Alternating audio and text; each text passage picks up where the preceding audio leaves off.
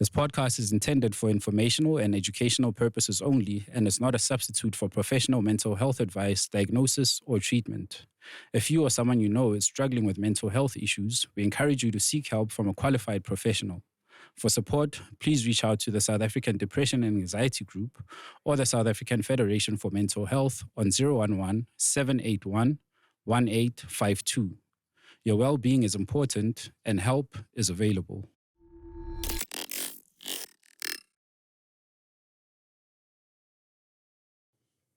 Yeah, and it's us again.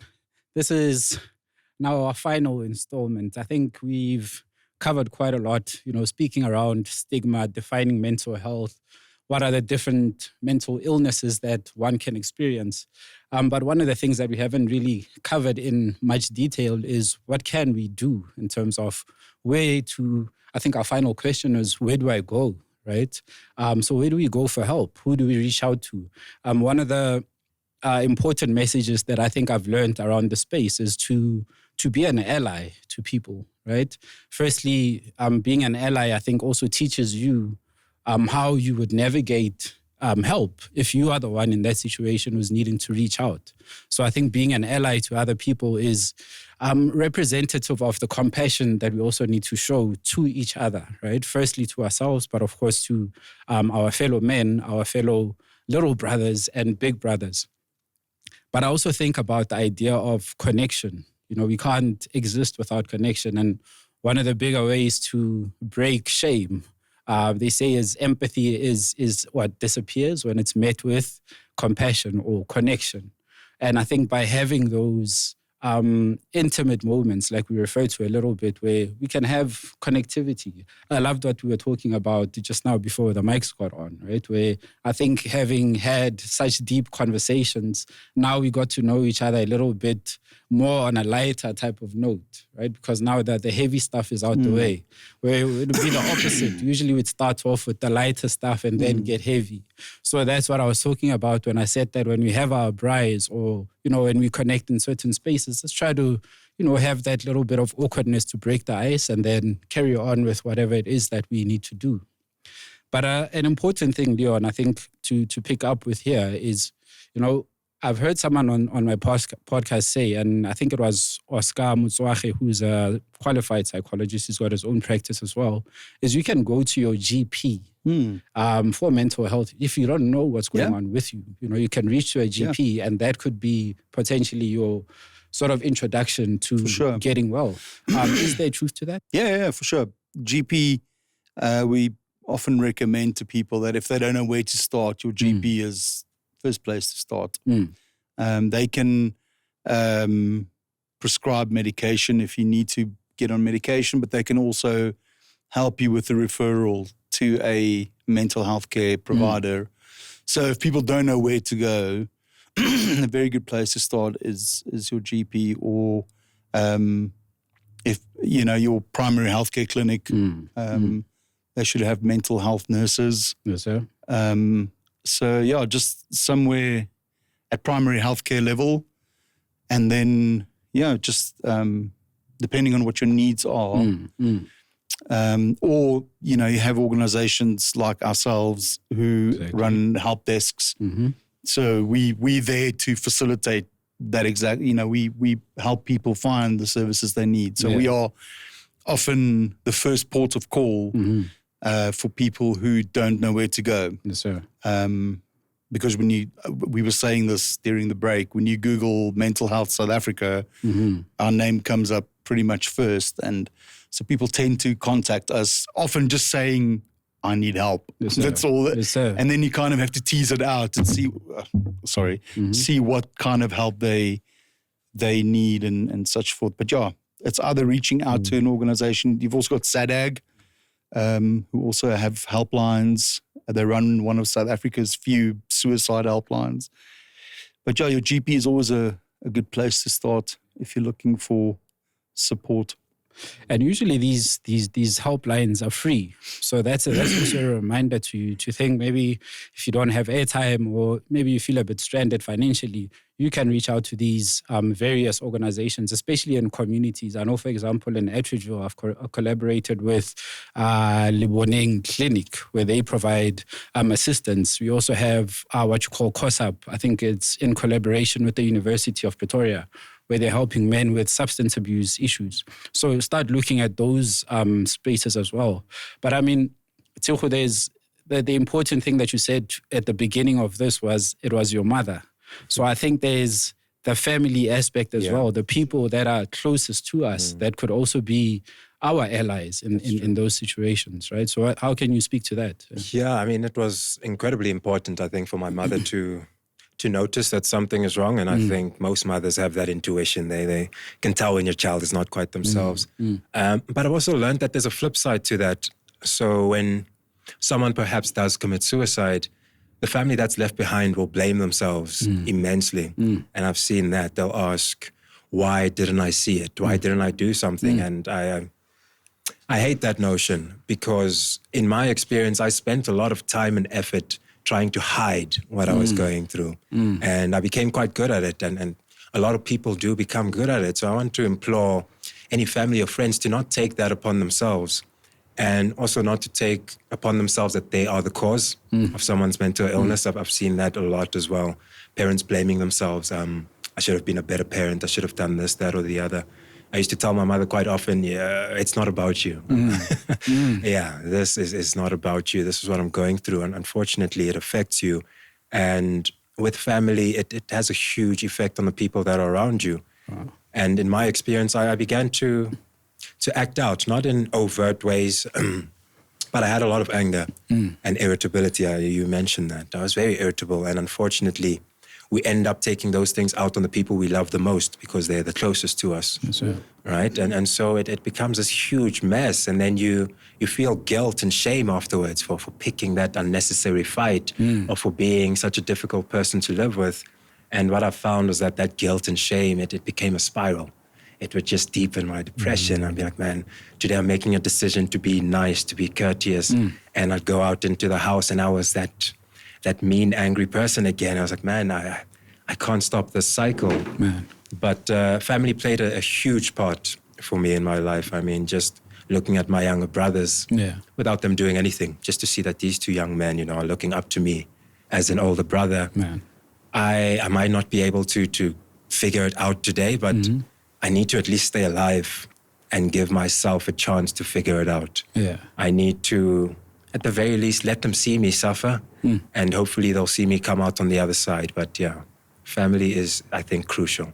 Man. That support system. And it may not always be blood. I mean, I come from an extended family that has gone through a lot of conflict, but I found family and friends as well. So it doesn't have to be necessarily blood.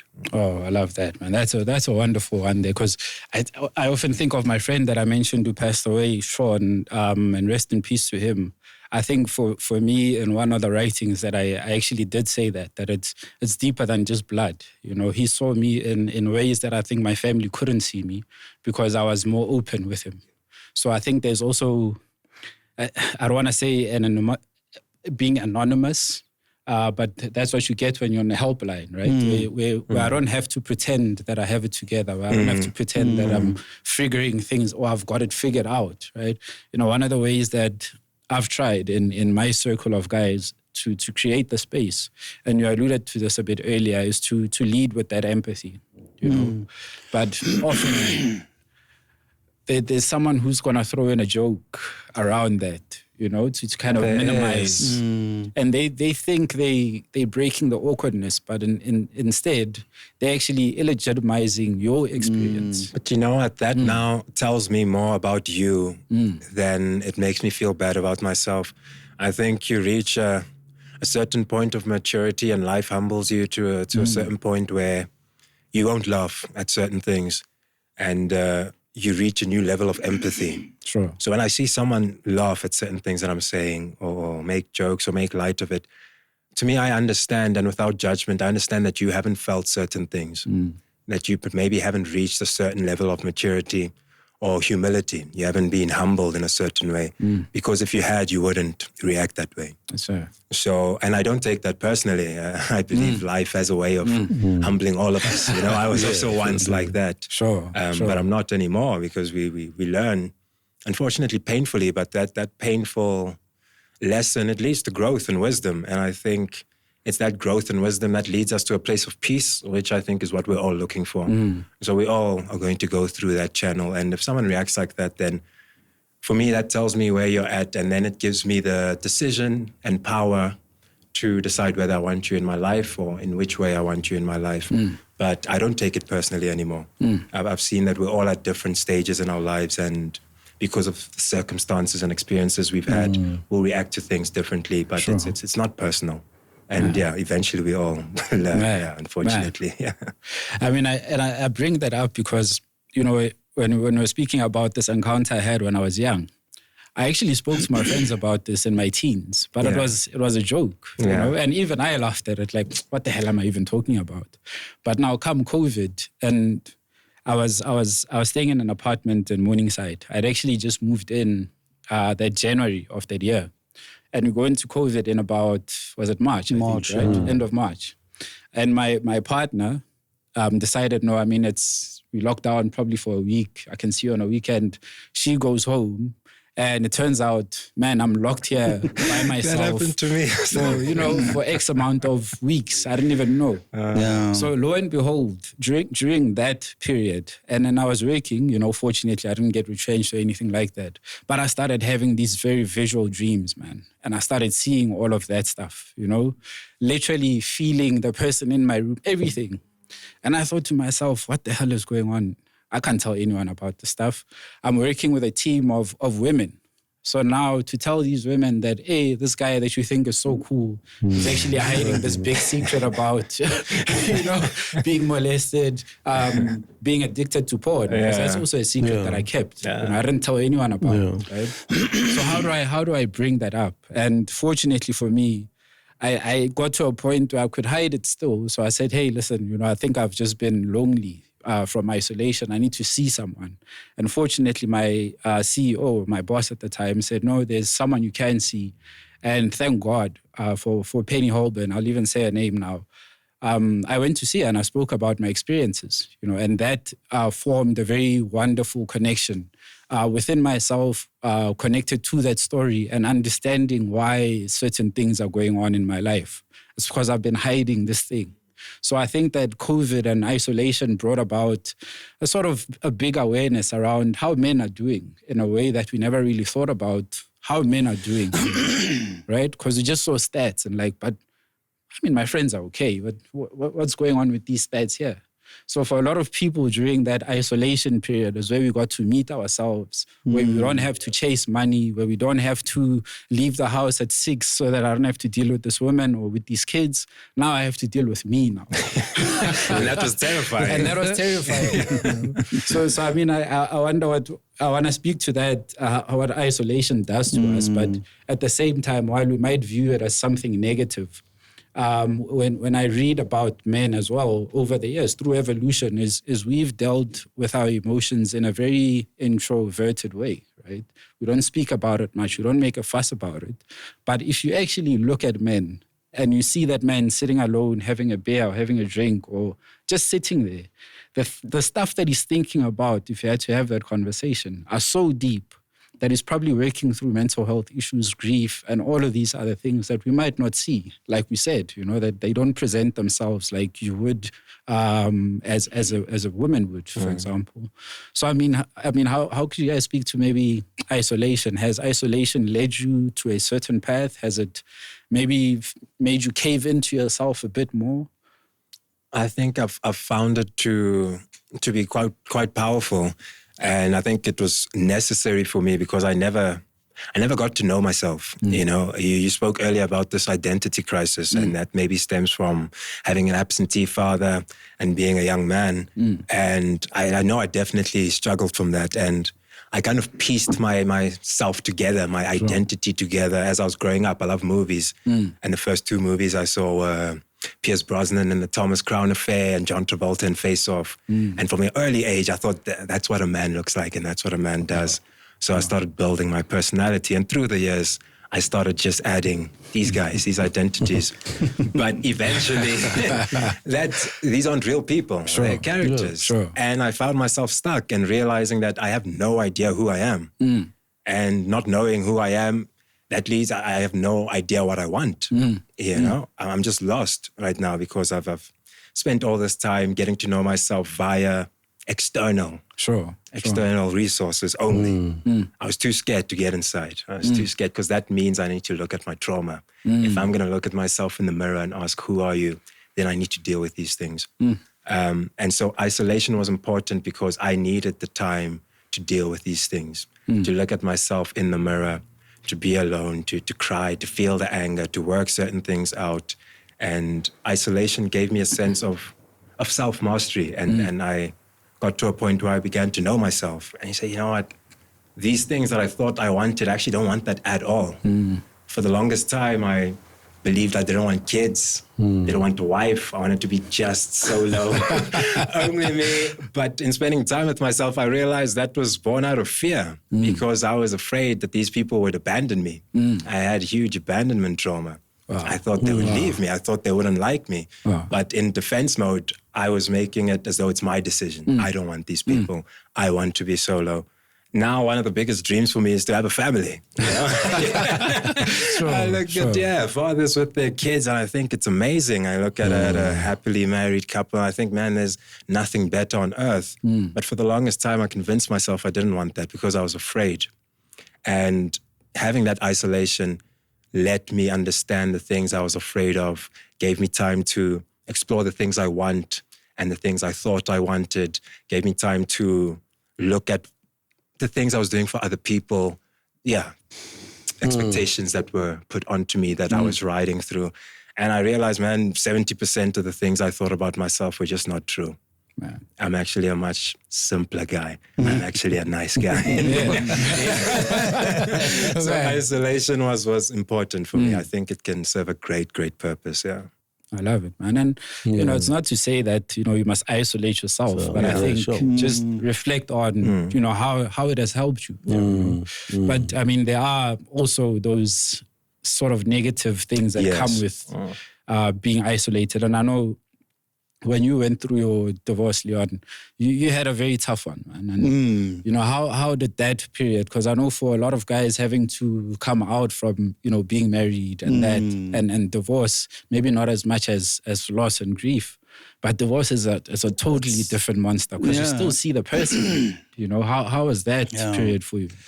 I mean, I think I shared with you I spoke about it at length in the podcast, you and I did. But that was, I think, one of the most difficult times in my life because it's not the kind of grief and bereavement that we heard about this morning, but it's a different kind of bereavement because it's something that dies. It's a relationship that dies. And, you know, if you've got I've got two daughters. So it was a very difficult time for me. And I think as I shared with you, I think the isolation that I felt at that point, I think that was the most isolated I'd ever felt in my life. Even though I was surrounded by friends and colleagues and everybody, nobody really understood, you know, what was happening and what I was going through. And, you know, my mental health just went completely to the point where, you know, I was extremely suicidal. And why I believe so strongly in what I said this morning about not being afraid to go, are you okay? Is because that happened to me. I was literally I was writing goodbye notes to my family. That's at the point where I was. And I was sitting in the office, sort of scribbling away, and just, you know, the whole world had lost color. It was black and white. I didn't feel anything. I didn't see anything. It was just, and somebody walked past my office and stopped and reversed back and knocked on my door and just stuck their head in and went, I don't want to intrude, but are you okay? You haven't been yourself lately. And immediately I was at a crossroads in my life because I knew that if I said, yeah, I'm fine, I was on a very dark and dangerous path.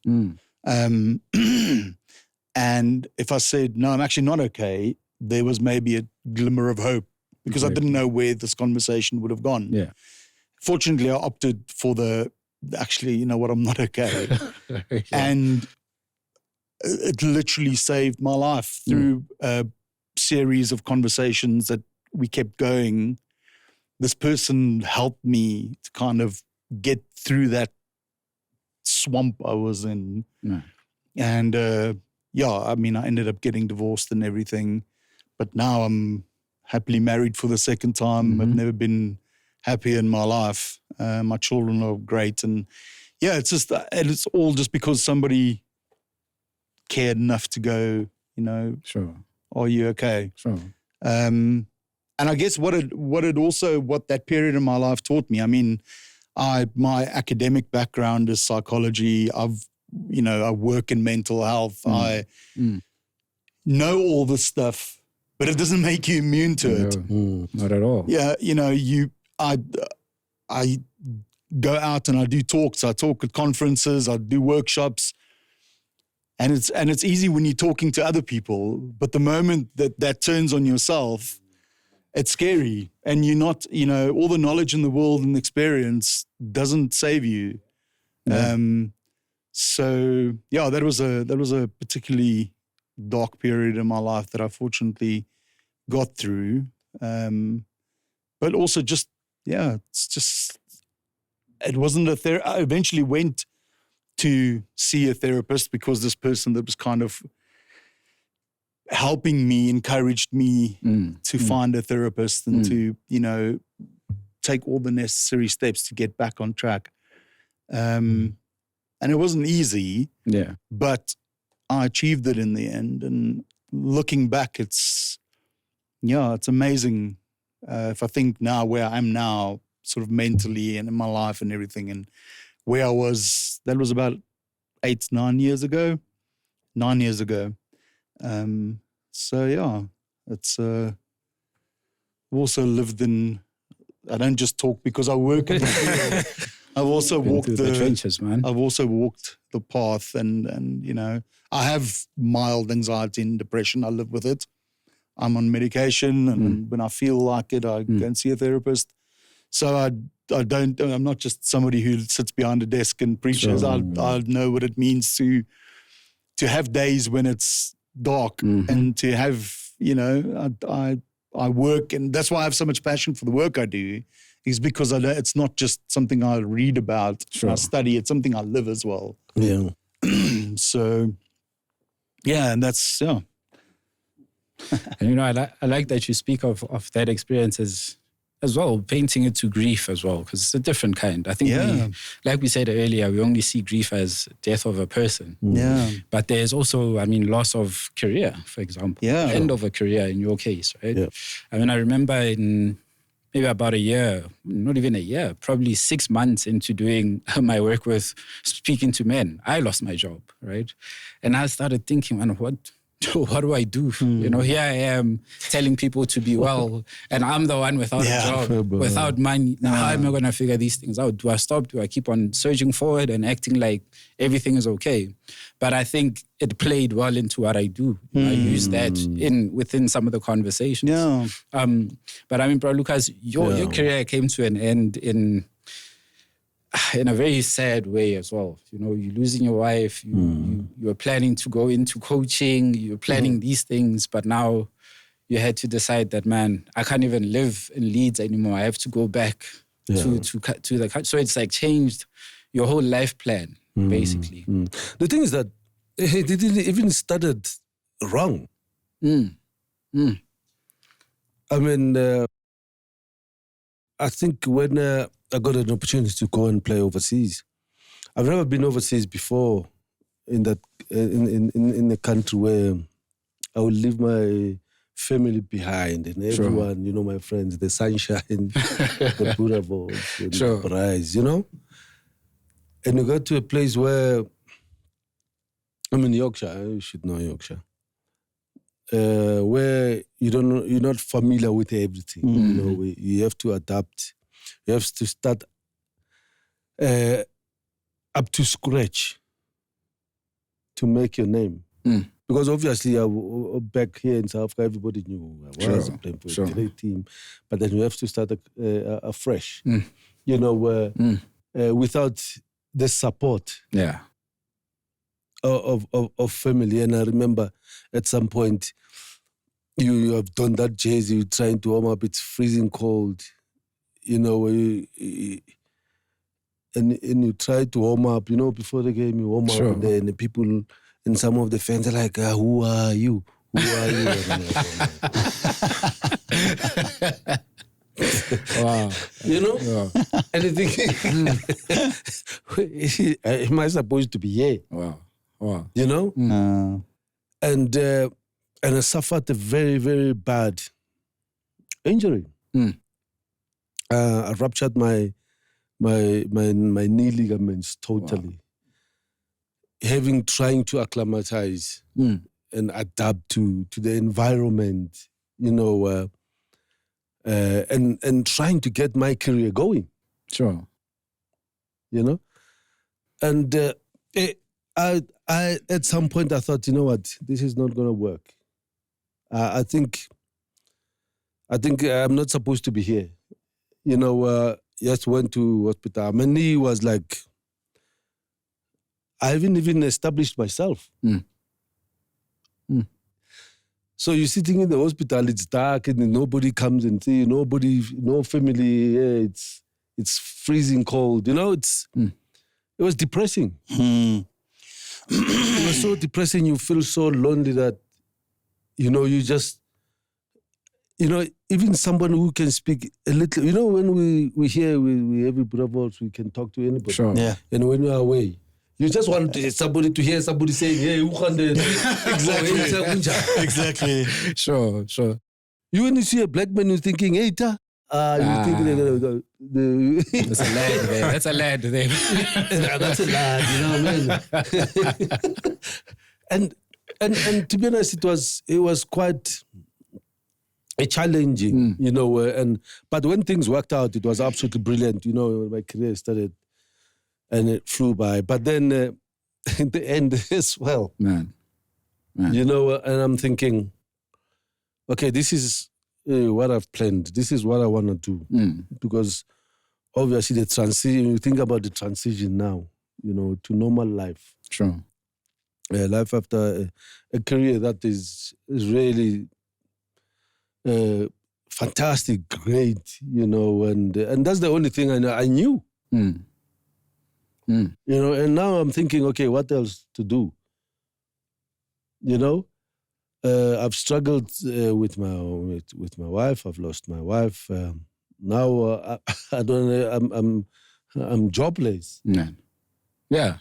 You're starting from scratch. I'm starting again from scratch. That's another chapter, you know, in life. But I think the great thing is that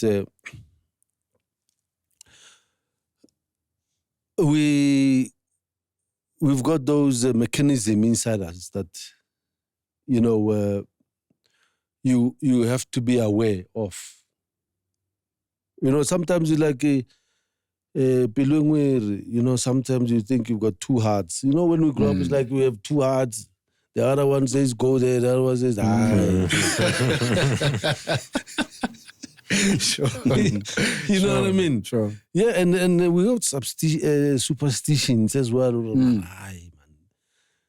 If something like this happens, that means that will happen. But to be honest, it's all about, okay, I've got kids now.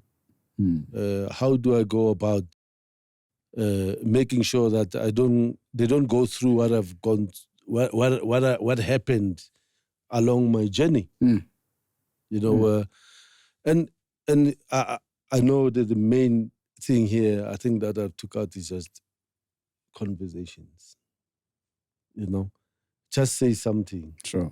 You know, and that's one of the things I sit down and with the kids and just sit and say, this is what is happening. Yes, I've gone through a lot. But at the end of the tunnel, there's a light. And sometimes it's good to go through those things because it makes you mentally strong. Yeah. And it makes you self-aware of what you're capable of.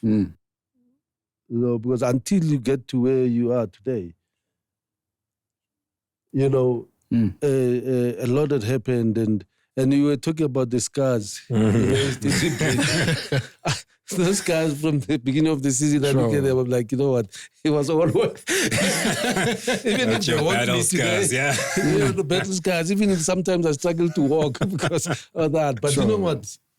It's the struggles of life, and what's I've gone through, what I've learned. Through that I think I've managed to be where I am today. But I think the importance of realizing, introspection and things, but where I come from, what is it that I want? Just to spend some time on your own, it's necessary.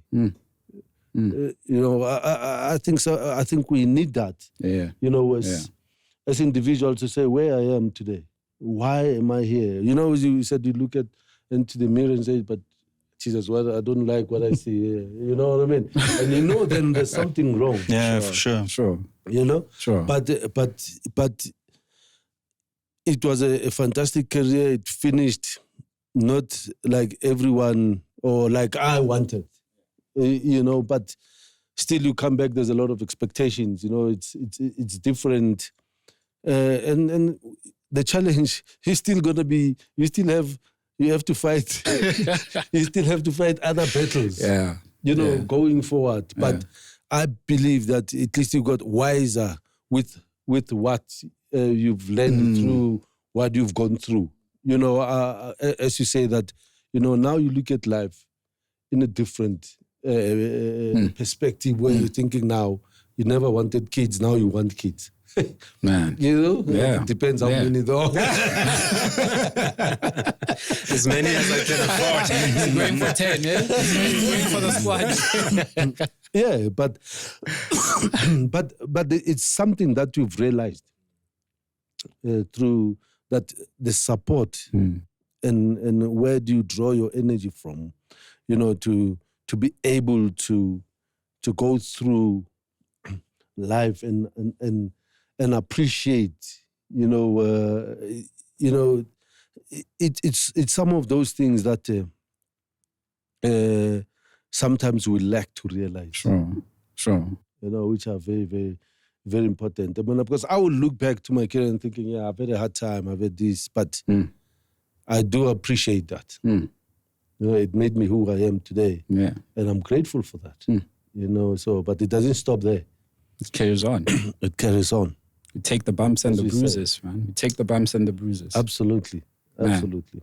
I love that, man. And, I think of, as you're speaking now, I was thinking of a book that I've been reading by Parker Palmer, who speaks about, basically it's about finding your vocation in life, right? So what is it, that thing that drives you?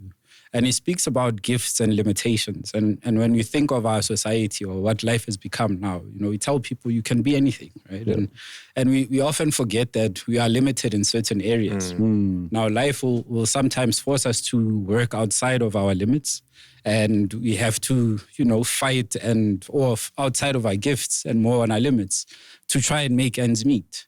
And that might pull us into a survival mode, so to speak. And when you're in survival mode, it's very hard for you to survive. It's hard for you to be creative. It's hard for you to think of taking care of self, because all you are thinking about is this thing, I need to survive. And thinking again about where our country is at in terms of economics, right? In terms of social inequality and all of those things. And you go back now to think about, well, look at what you did, to take such a depressing and an experience that could ultimately beat you down and not let you get out of that and survive it. But you took that and put it into a book. you know, and I wonder what that experience was like to I think when you write it, it's one thing, but once it's out and you're seeing how people receive it and how people sort of see you now in a different light, you have a very different perspective of life and of the words that you've put in there. You know, so I want to know how you've seen that, man, and what is it doing to you? Just seeing the impact of your work. It's been, for me personally, I was telling Abuti Lucas earlier, incredibly freeing. Earlier in my life, for most of my life, when I'd walk out the door, I'd need to make sure that I have curated every single thing that I'm going to do and say, because people need to see me in a specific way. Now I can just lounge out the house. Everyone knows me, and it's freeing to not have to hide anymore, and more importantly, to not want to hide anymore. And what I've seen from people who've read it is that people want to talk, and people are afraid, but they want to share. And it's a facade that we're feeding to one another because we're all going through the exact same thing. So it's such a waste of time and energy for me to lie to you and make it seem like my life is absolutely perfect. We're all sharing space on this earth for the first time. No one has done this and come back. We all kind of don't know what we're doing, and it's okay to say it's okay to say that. And I've seen that people want to say that. It's been surprising to see the reaction, especially from elder people, how they have been touched by this book and wanted to say, you know what, I've gone through this, I've gone through that. And I'm this young guy who's saying my story, but elder people are being touched by it. It's been incredible to see parents read it because they say, you know what, my child, I wasn't quite sure what's up with him. I think it might be this. But the reaction isn't to be angry. It's to understand. Whereas I think if they maybe hadn't heard my story and they caught that son smoking weed or whatever, it would be fist first, you know, they'd be angry. But now with a bit of backstory, the instinct is to think maybe my son is unhappy. Maybe my daughter is struggling with something. Let me not go in guns blazing. Let me try to understand. Let me try to empathize. So yeah, I've seen that we are incredibly empathetic and that the way the world is painted sometimes in the media and it's very mean and cold, but I haven't found that to be the case. I think people want to love and they want to receive love too, and they want to share. And it just takes, that first person just stepping up and saying, you know what, I'll risk it and say it. I might get laughed at, but the odds are 10 people are going to step up after you and say me too. We have to own our stories, man. Exactly. That's a wonderful way. Exactly. I mean, Leon, you said something on an episode that we did, and I think there's an article you wrote around male suicide. But I think the other important part is, as much as we want to be allies for ourselves and build support systems, there are friends that also come to us for help. But there's certain, I guess, what we call them, I don't want to call them barriers, but certain limitations that we put, right? I have to hold you at a distance because I also have stuff that I'm dealing with. So sort of to protect myself. So what does that conversation kind of look like when people are coming to you for support and you feel a little bit like, geez, man, I've helped like 10 people already and I've got this thing that I can't deal with. I mean, I think it's a very good question, and it's a question that when I do talks in corporates and stuff, it's a question I often get asked. People will often say, you know, I'm the sounding board for a friend who is, you know, not well. And they keep offloading on me and and I keep giving support, but it just, you know, and it's wearing me down. And it's difficult. It's a difficult balance to strike because you want to be supportive. You should strive to be supportive, I believe. But you've also got to protect and safeguard your own mental well-being in the process. You can't absorb somebody else's traumas and stuff to the detriment of your own mental health. So it's about finding that line, and it's different. It's different for every person. It's different in every situation. I think it's just about navigating where that barrier is. And also, I once had a conversation about in a corporate that I spoke about, and there was a young lady who got quite upset about a friend of hers who'd been suicidal and just, you know, wasn't listening and just she didn't know what to do anymore. And I said to her, you know, at the end of the day, you've done everything possible it's not your responsibility. That person has to take a measure of responsibility for their own lives as well. You've done everything for them. She literally has gone to them. She went with them to the psychiatrist and the psychologist, and she did everything for that person, and nothing worked. And I said to her, but have you ever said to this person, actually, what you're doing is affecting me negatively? And she said, no, I said, well, maybe try that. Have that conversation, and sit them down and go, I've been your sounding board, but now I want you to listen to me. And I guess it's about being, what shall we call it, compassionately assertive. If we can coin just off the top of my head. But, being compassionate, but being confident and assertive enough to say, actually, there's a point at which, I have to think about my own mental well-being. And it's something that, I guess, because of what I do for a living, sometimes when people meet me and they ask me what I do for a living, I sort of want to skirt around the issue, because the moment I say mental health, people go, wow. Here we go, but here's I've got this and this and this and that, and you kind of have to get, it's about saying, we can chat, but I can't solve all your problems, and it's not my responsibility. It's not anybody's responsibility to solve everybody's problems, but it's about helping where we can, and we must remember this term, compassionately assertive. I think I like it. I like it. You've hit me with two so far. I'll bring out the other one. I'm going to trademark that one. But because at the end of the day, we can't sacrifice our own well-being. We have to look after ourselves as well. So it's tricky. Especially, same for you. You're in a space where people look to you for advice because you do these things. No one knows what I do, man. No one knows what I do until I'm gone. Hey. No, but people look up to you. People look up to you. You've got a reputation of being somebody that works in the space, and you good with getting people to talk. And so, you've got to, and I'm sure you with your book and everything, I'm sure people also... I'm laughing now as you're saying this because I get texts at 10. I'm not actually a psychologist, guys. So, it's about setting... It's important to set boundaries in place. Sure. Because you can't do anything to the detriment of your own mental well-being. That's counterproductive. Right. But I love it. So now we are compassionately assertive. And we are comfortably vulnerable. Right? Comfortably vulnerable. Remember that one too. Yeah, that was my other one. Trademark. TM. And being comfortable with vulnerability, I think that's a key message for, I think when it comes to black fathers, man, there's just this thing, or El Tamale, man. This guy is always very strong and staunch. I've never seen him in a vulnerable position. Right.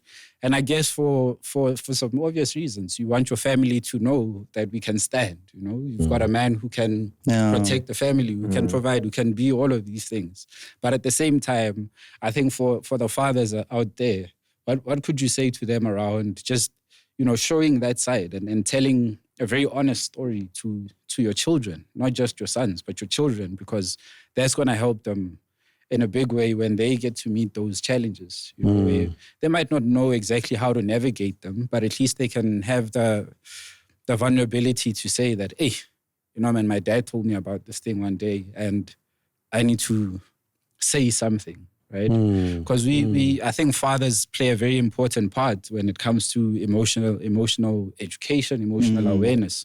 Because we do the rough and tumble. You teach kids how to limit that aggression. If I'm playing with my mother, for example, I can be a little bit rough. She won't know how to address that. But as a dad, you can stand there and say, hey, we're not playing anymore because you did this. Now I understand it. Over some time, I'll be like, okay, dad didn't like that. That's not the way to do things, right? So you model that sort of emotional well-being or emotional control around, how you could be in different settings. It could be in romantic relationships. It could be with friends as well.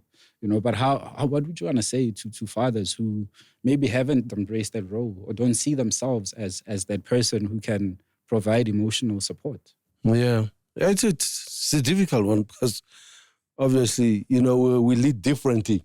So, Because I do think that we, as fathers, we're going to be an exemplary, to our kids. And it does get difficult, especially when we've got 8 kids. So it's rough. No, I'm not. but again, it's so lovely. You find other feelings, that you never had before. Your feelings changes when something happens, especially when you got kids, when you got a newborn. It's you can feel that you feel differently. You have to act different, especially when it's a girl child. Because that's it's very important, overprotective, and Sure. But to the fathers out there, I think one of the important things is to be accountable. I think we've got to learn, to sit down, with the kids and give a proper advice, whereby life is not as you see me. Sure. Sure. It's tougher than you see. Because for me, that I like to do with my kids. I sit down with them and I want to paint them the worst scenario. I'll paint the worst scenario. When Sure. I want them to think that, that Jesus, this world is gonna be like hard for me, But above all, it's all about working hard and be prepared. I want them to be prepared for them to experience what will change them to not just physically, because it's the mental health is very, very important because it affects everyone. Not just you, but everyone. And I think as a father figure. I love that. Yeah. It's very important that you portray, with the real you. The values that you embody. We want to teach them stuff. We want to teach them to survive. We want to teach them. Yes, you can go to school. You can do everything perfect, but at the end of the day, you have to learn to be humble. You have to You have to learn to respect, not respect you first before you can respect everyone else. Because that's why I leave it with most of them and says, you know what? In order for you to become who you are, or the father, or the leader, you have to be out there. You have to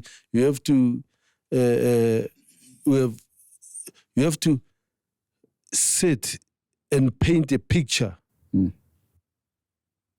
those kids' mind that they'll be able to absorb and say, I want to be where he is, even better. Sure.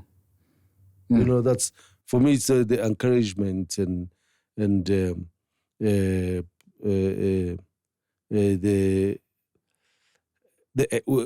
through your experiences and the inspirations, that, because we want the best for them. We want the best for our kids. We want, And it's not going to be like how I want them to be. It's going to be different for them, you know. And to be honest, being honest with the kids, I think for me that's Man. you know, attitude, honesty, those values. I think they it will create who they're supposed to be. Yes, sir. Man. And I mean, I hope you guys are listening to this and, you know, in your own ways. And I think the key thing here that's been repeated is we've never said this is the way to do it, the absolute way to do it. I think there are various ways, in ways that you've also navigated some things. Maybe you haven't thought about, man, I actually did that very well. You know, maybe that's something I could pass on to someone else. So it's that intentionality behind your actions as well, being accountable as well, which is a very key part. I love what Carl Jung speaks about in his definition of mature manhood, if you want to call it, is, you know, acknowledging your limits. And I think that speaks to reaching out, you know, and building systems around yourself to know, okay, well, I'm not doing so well. So, you know, what do I do when I'm in a certain state? Or how do I shift certain moods?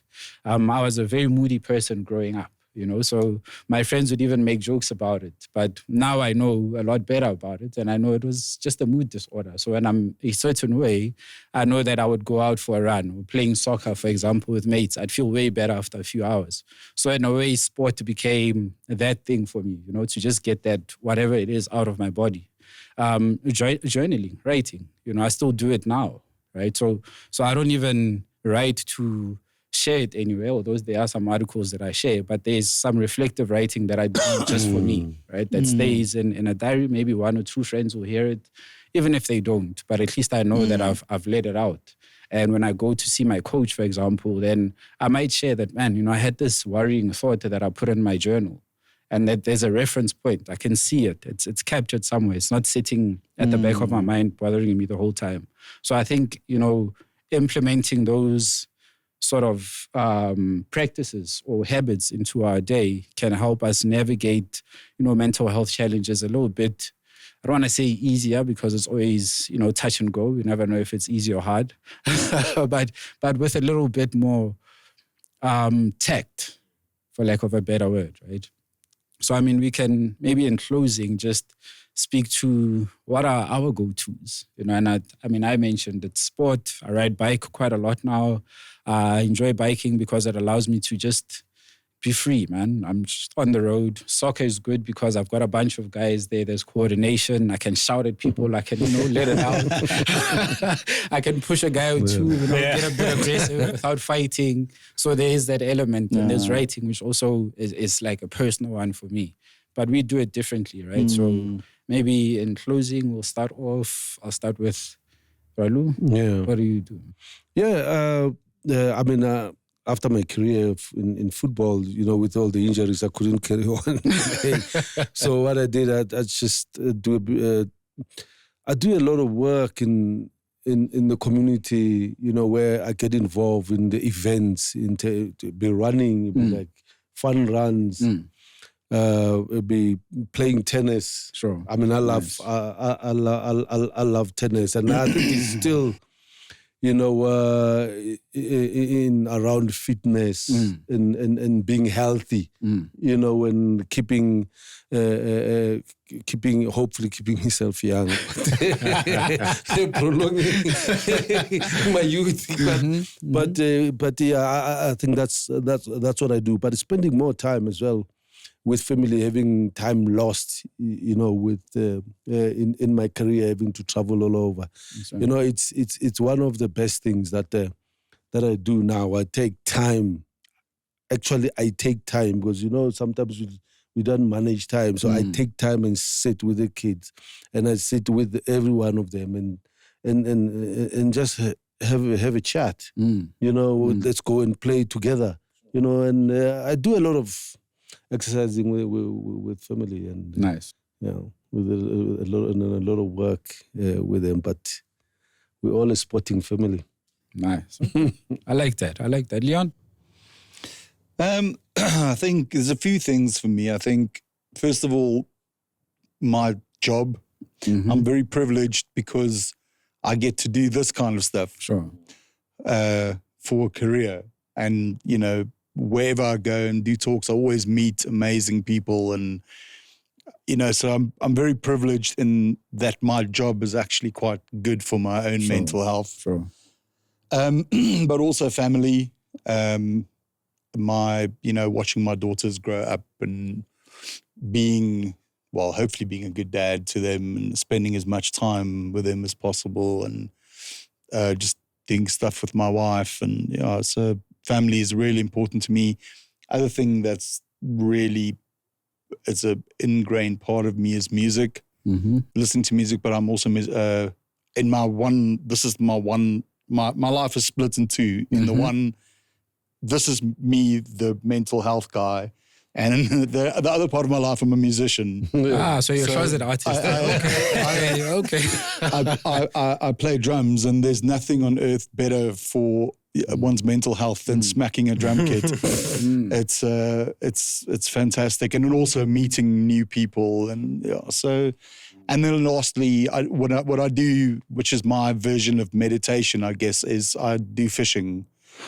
So I go out on my little boat, and I just indulge in nature and peacefulness and mindfulness, just being there and just like enjoying the peace. So I've got a whole arsenal of things that I kind of call on for my mental health. But it's all stuff that's very valuable to me. Man. For me, I'd say mainly faith, family, and friends. Spending time with God just in that space, man. Praying, it really brings a lightness to my being. It helps me shift some of the weight that I'm feeling and just feel like regardless of anything, I'm okay. Sure. And I'm going to be okay and look after. I love spending time with my family. I spend a lot of time with my family and my friends. I just got into golf, although if we're talking relaxation, I don't know if that counts. Frustration there. And I've been doing breath work as well, actually. So I do some breath work every evening for about 30 minutes to an hour. I'll just lay down on my bed and I'll do some intentional breathing. And that puts me to sleep. I used to suffer from insomnia, puts me to sleep with such peace. And I used to hate waking up. Now I wake up with an optimism, with a relaxed feeling, and I'm ready to just cruise through the day. So those are mine. Huh? Healthy habits.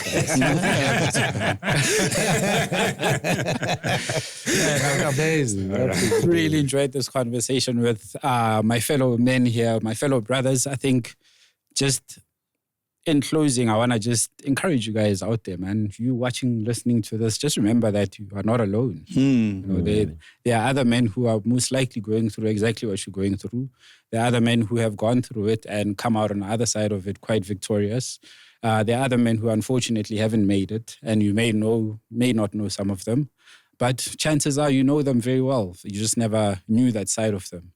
And the more we talk about these things, the easier it will become for us to at least start hacking away at that number. I think being second in terms of suicide in the world is not a very good stat for our country, for the boys growing up in our country as well. So I just want to remind you, you are not alone. Reach out. South African Federation for Mental Health is here. Kgaugelo is here. You can pick up the good book. We'll share some details around that. Man Up Conversations is there. If you also, maybe you might get starstruck, but you can reach out. You can reach out to Brad Lucas, catch him doing his work in community with the youngsters through his sporting actions. And to our sponsor, Polo, John Greig, much appreciative of this conversation around men's mental health. Of course, the series has been called Mind Matters. My name is Kgaugelo from Man Up Conversations. Like I said, Lucas Radebe is over here. Leon De Beer from the Federation of Mental Health. Kgaugelo Sepula is also here. My man, can you please tell us the name of your book, brother? The name of the book is Mental Decay, Living with Anxiety, ADD, OCD, and that devil called depression. Man, and that's how we close, man. Peace and love. Catch you on the flip side.